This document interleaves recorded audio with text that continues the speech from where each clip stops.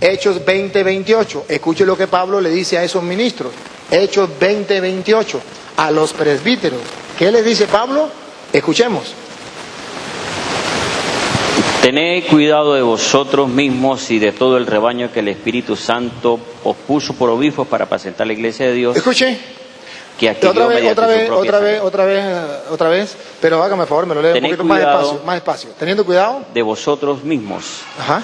Y de todo el rebaño en que el Espíritu Santo os puso por obispos. Observe, el obispo ha sido colocado por el Espíritu Santo para gobernar el rebaño. No es que cualquier persona viene, como Pablo. El Espíritu Santo lo puso por medio de los apóstoles que le pusieron las manos. Es el Espíritu Santo. El Espíritu Santo lo puso como obispo. ¿Para qué? Para apacentar la iglesia de Dios. Entonces la iglesia de Dios y es apacentada por los obispos.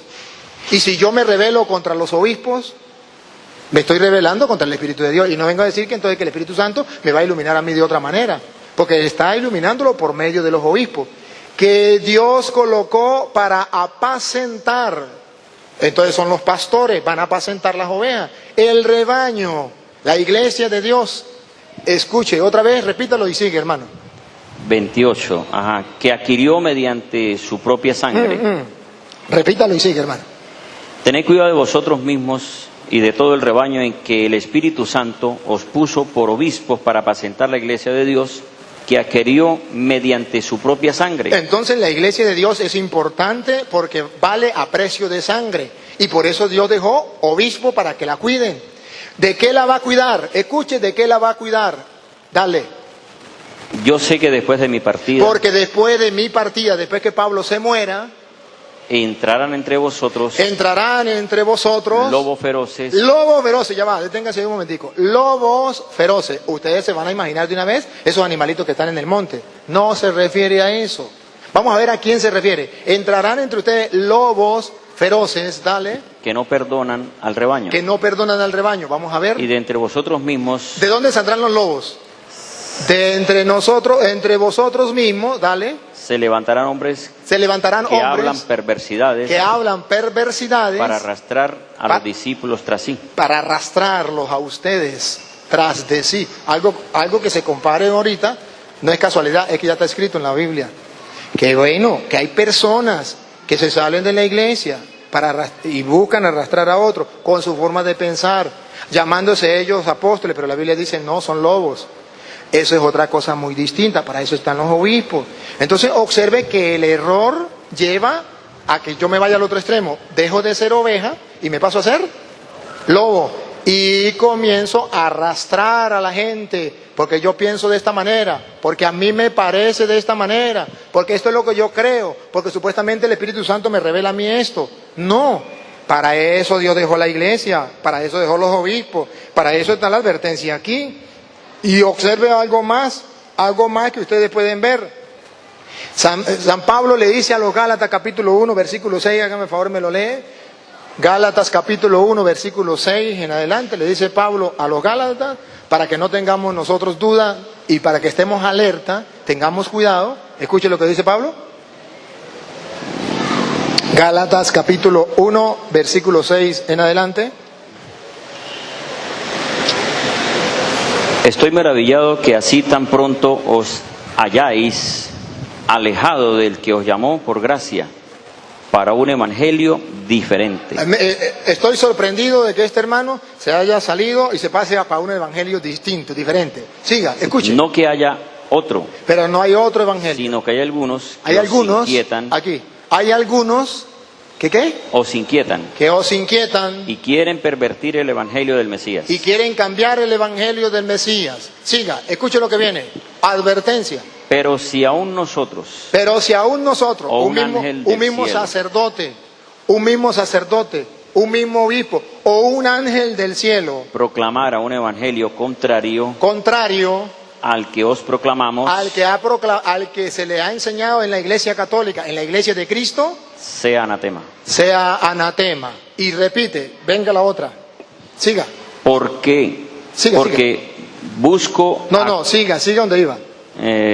Como antes hemos dicho, Como antes hemos dicho, también ahora repetimos. ahora se lo repito. Si alguno proclama otro evangelio Si alguno proclama otro evangelio, aunque sea un ángel contrario contrario, al que recibiste, Al que- sea anatema, sea anatema. ¿Sabe qué significa anatema, hermano?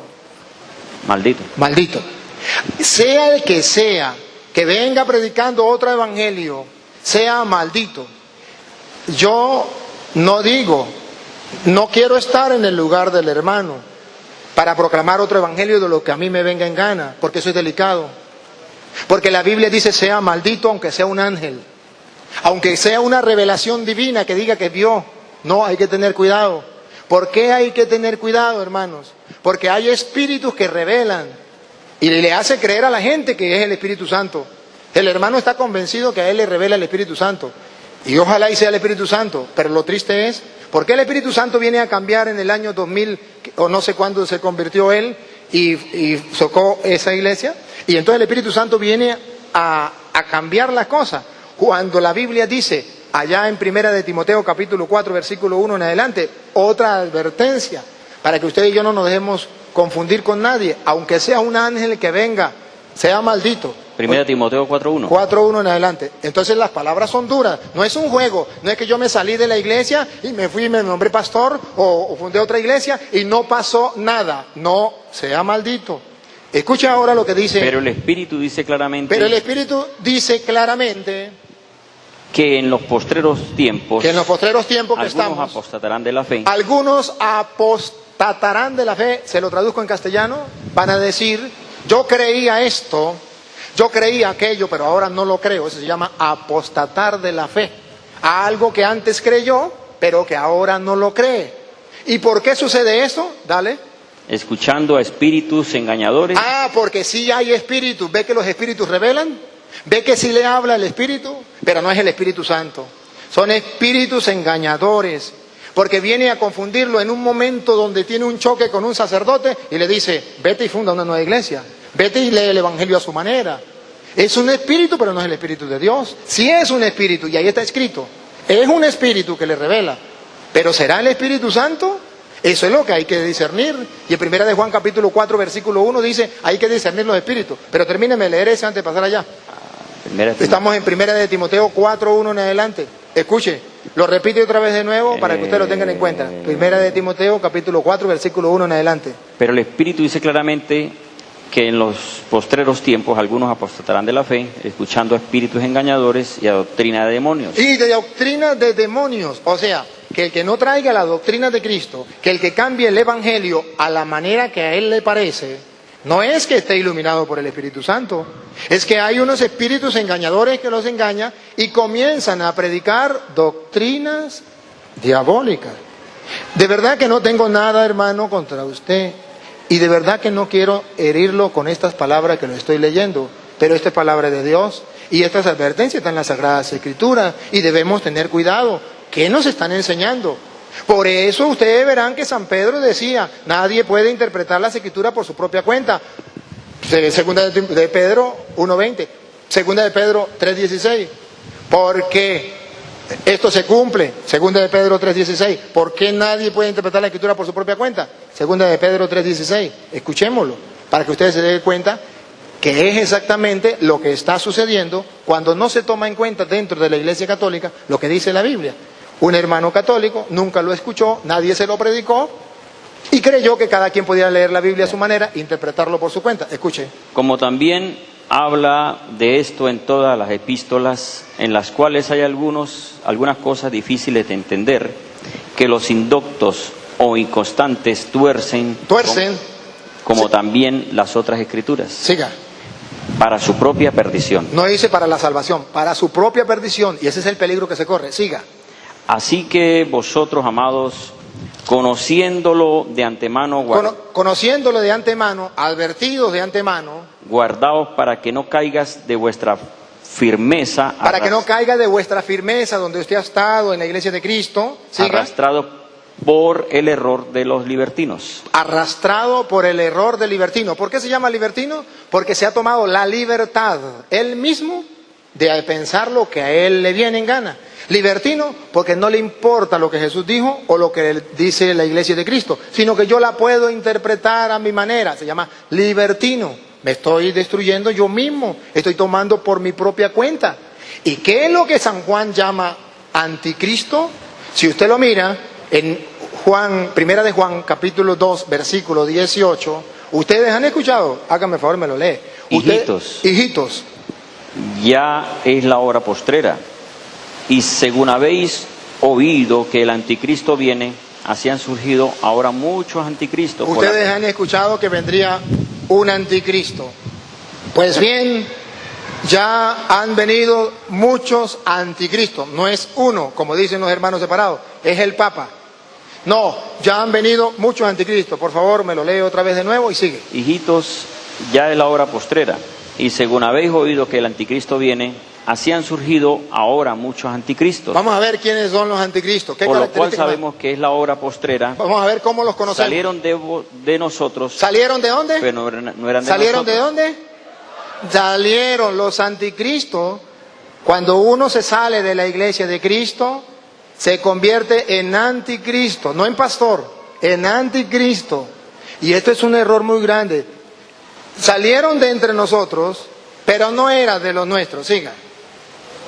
Porque si hubieran sido de nosotros, porque si hubiesen sido católicos de verdad, habrían permanecido con nosotros, pero salieron para que se manifestara que no todos son de nosotros. Entonces, observe que se puede manifestar quién es el anticristo. Hermano, salirse de la iglesia de Cristo se convierte en anticristo, porque la iglesia es el cuerpo de Cristo. Y si es el cuerpo de Cristo, al yo salirme de la iglesia, me convierto en anticristo, me desconecto de Cristo, porque el cuerpo de Cristo es la iglesia, y yo no puedo desconectarme para unirme a quién. Ok. Ahora,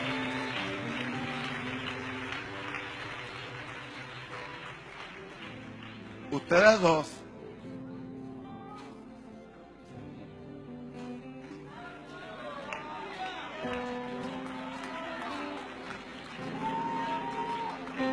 llegaron aquí a esta convención, han pagado un precio, han sido fieles, han escuchado a Dios, han pasado por el horno de la aflicción, gloria a Dios.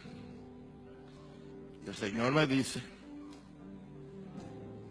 que ahora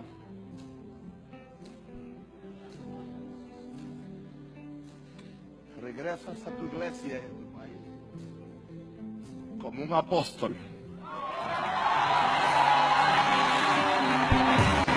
Tened cuidado de vosotros mismos y de todo el rebaño en que el Espíritu Santo os puso por obispos para apacentar la iglesia de Dios, que adquirió mediante su propia sangre. Entonces la iglesia de Dios es importante porque vale a precio de sangre, y por eso Dios dejó obispo para que la cuiden.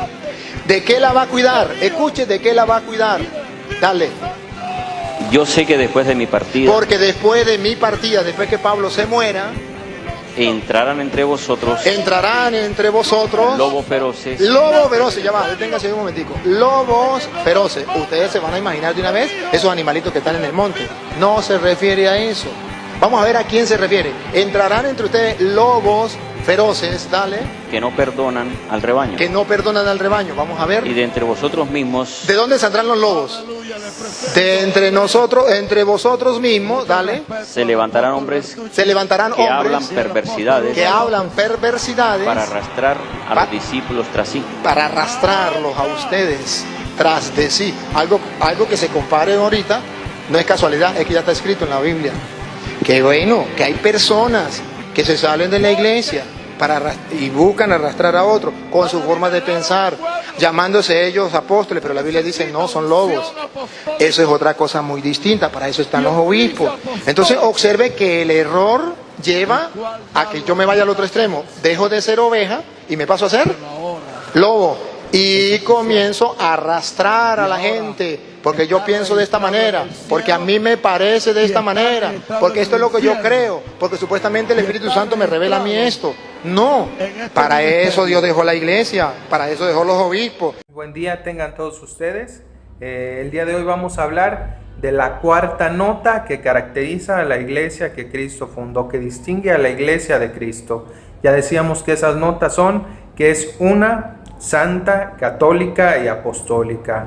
En esta ocasión vamos a hablar de por qué la iglesia es apostólica o qué quiere decir que la iglesia es apostólica. Primero, recordar lo ya mencionado en temas pasados. La iglesia es apostólica, primero Mateo 16:18, porque está fundada sobre el apóstol Pedro, ¿verdad? Cristo fundó su iglesia sobre el apóstol Pedro y la edificó sobre los apóstoles. Efesios 2:20 dice que la iglesia está cimentada sobre los apóstoles, recordando que la piedra angular es Cristo Jesús. Entonces, por eso la iglesia es apostólica en primera instancia. En segunda instancia, es apostólica también porque nos transmite las enseñanzas de los apóstoles. Vemos en Hechos 2:42 que la iglesia se mantiene fiel a las enseñanzas de los apóstoles, perseverante a las enseñanzas de los apóstoles.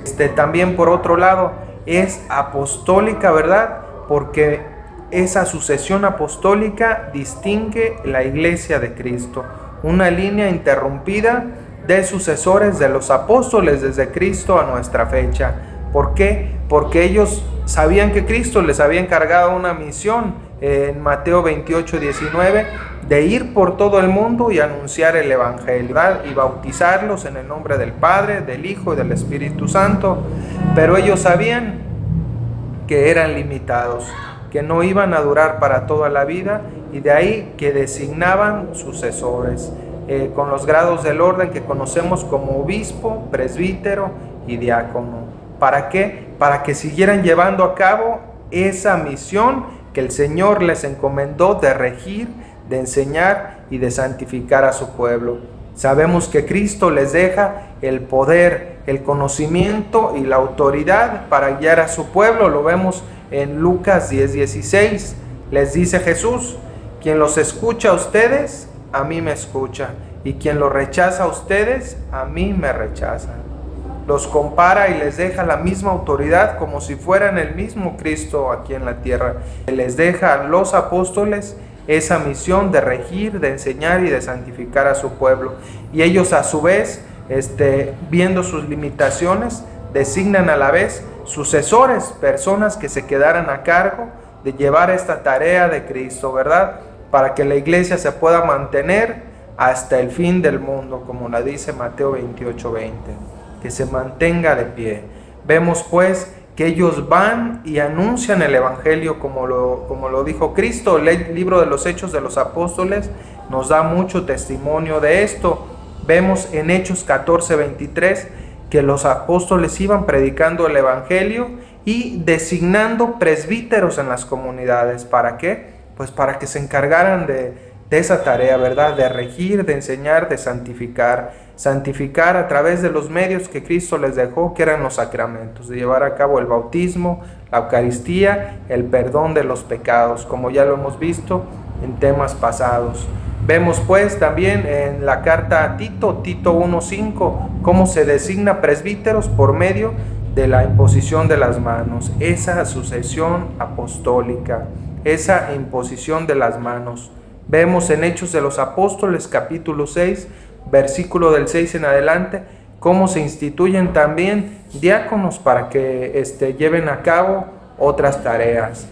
Primera de Timoteo 4:14 vemos también cómo esa imposición de las manos tiene ese sentido para alguien que va a suceder esa misma tarea de regir, de enseñar y de santificar a la iglesia. ¿Por qué? Porque es necesario que alguien ocupe el cargo de aquel obispo anterior, de aquel presbítero anterior, ¿verdad? Que siempre haya alguien que lleve a cabo esa tarea. Lo vemos incluso en el capítulo 1 del libro de los Hechos de los Apóstoles, cuando San Pedro hace notar que el lugar de Judas, el Iscariote, el que traicionó a nuestro Señor Jesús, pues estaba sin ocuparlo a alguien. ¿Qué es necesario pues?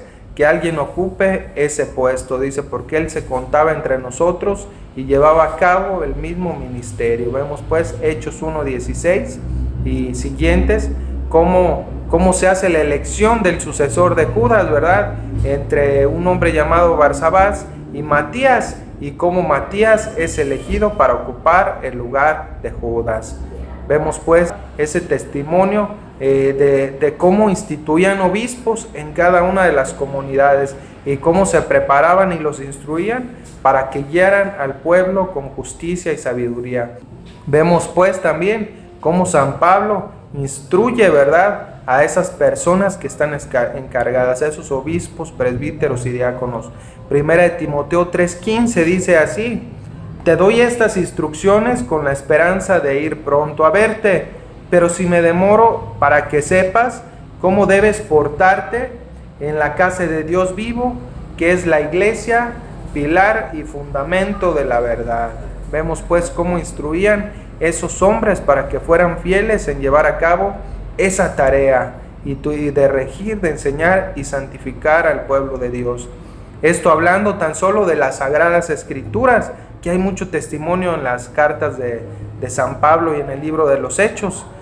Sin embargo, también lo podemos ver a lo largo de la historia en los escritos de los padres de la iglesia. San Ignacio de Antioquía, obispo, como deja ese testimonio, ¿verdad? También esas instrucciones a obispos, presbíteros y diáconos. Que en la carta a los de Esmirna, ¿verdad?, decía: donde está Jesucristo, donde esté el obispo, que esté ahí el pueblo.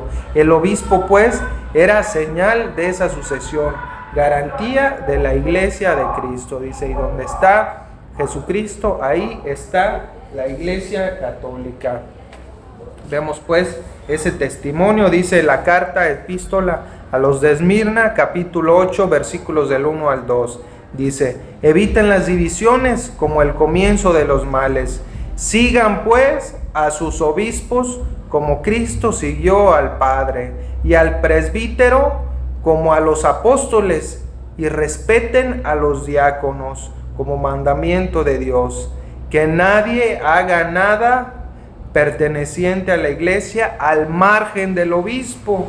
Consideren como Eucaristía válida la que tiene lugar bajo el obispo o bajo a uno a quien él haya encomendado. Fíjense qué grande testimonio vemos aquí de San Ignacio, obispo de Antioquía, un personaje que vivió aproximadamente entre el año 90 y el año 107, cómo escribió esta carta a los de Esmirna cuando fue capturado por el Imperio Romano. Ya nos da este testimonio de cómo esa estructura de la iglesia se rige, se enseña y se santifica a través de los obispos, presbíteros y diáconos.